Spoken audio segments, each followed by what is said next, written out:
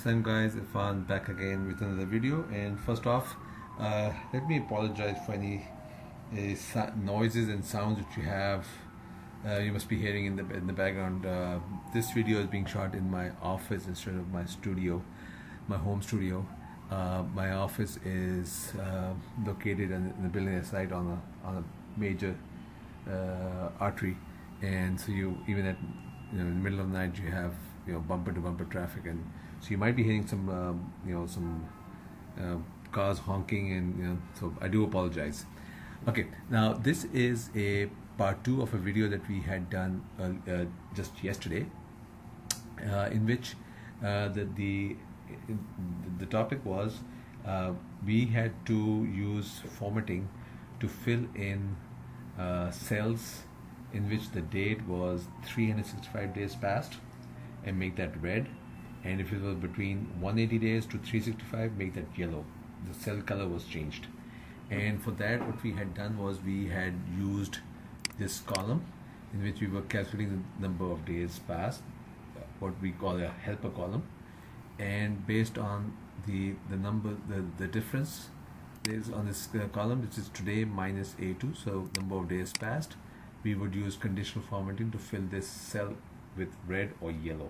Okay, now what we are going to do in this video is we are going to do away with this, and essentially this functionality we are going to build that into the conditional formatting. Okay, so what we'll do is we're going to do away with this guy here.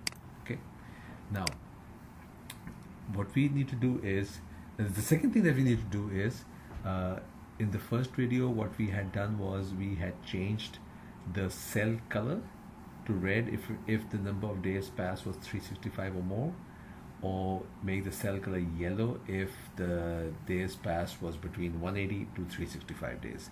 In this video what we are going to do is we're not going to be filling in the cells.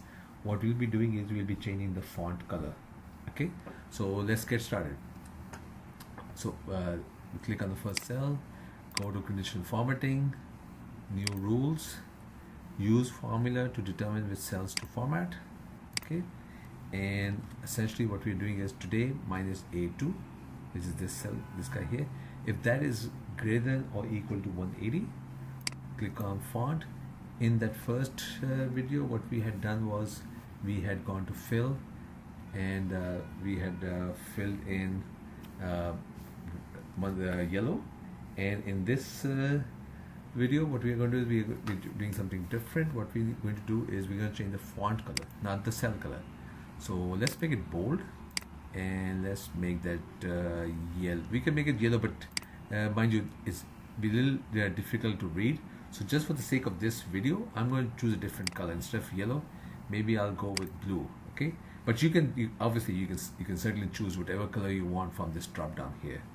Okay, so click on OK and OK, and now we'll also do the second rule of 365 days or more.